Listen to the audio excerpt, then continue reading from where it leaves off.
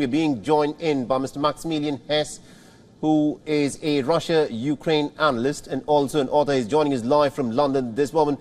Mr. Hess, thank you very much indeed for taking time out and speaking to us here in WION. The question that I want to start off with is this. You know, we saw the dramatic drone attack that took place over the Kremlin. Russia describes this to be a terror attack that was masterminded by the United States and executed by Ukraine. But Kiev claims that it has got nothing to do with this attack. What are we to make of this? Thank you for having me. Firstly, it's quite clear that the Kremlin's claims are nonsensical. Firstly, these two drone attacks occurred in the middle of the night. Vladimir Putin is known for spending very little time in the Kremlin, and he certainly doesn't walk its walls in the middle of the evening. Secondly, we have seen previously footage posted on Russian social media channels of what are suspected to be Russian anti-war activists flying drones in the area around the Kremlin. These were small commercial drones, not the kind that have been used in major warfare. Those drones have been used on the battlefields to drop grenades and the like, but certainly are not capable of being used in an assassination attempt, certainly in the way that the Kremlin describes.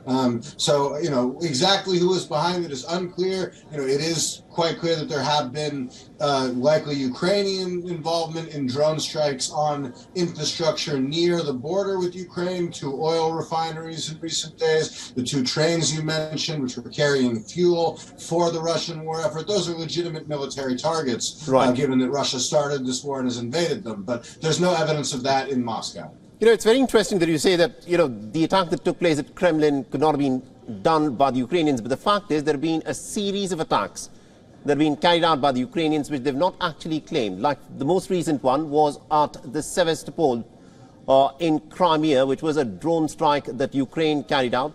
Last year in Crimea at the Saki airbase, there was another drone strike, which was most likely carried out by the Ukrainians, although they've not claimed responsibility for it. But is there a reason as to why there could not be a hand of the Ukrainians, which may have perhaps wanted to take out the Russian president?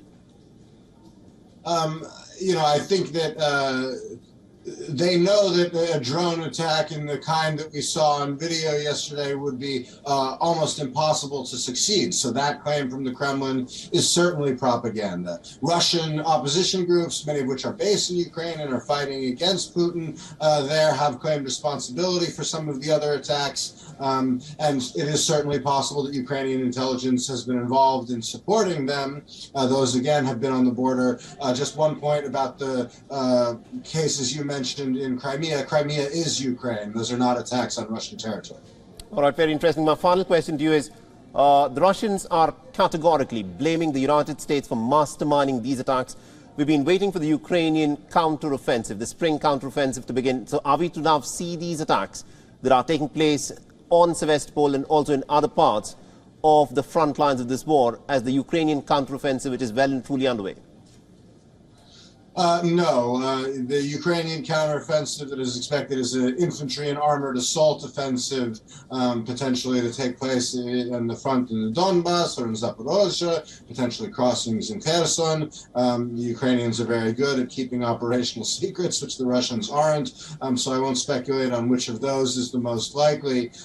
There may well be that there is an increase in drone attacks around that as well to weaken up the Russian supply lines. I think that's why we've seen oil refineries targeted. We'll probably see more symbolic strikes around Victory Day, the 9th of May, celebrating in both Russia and Ukraine the defeat of Nazi Germany. Right. But the Ukrainian counteroffensive will not consist of drone strikes in Moscow, but attempts to liberate its own territory. All right. Very interesting. Thank you very much indeed, Mr. Hess, for joining us and getting us all those insights there.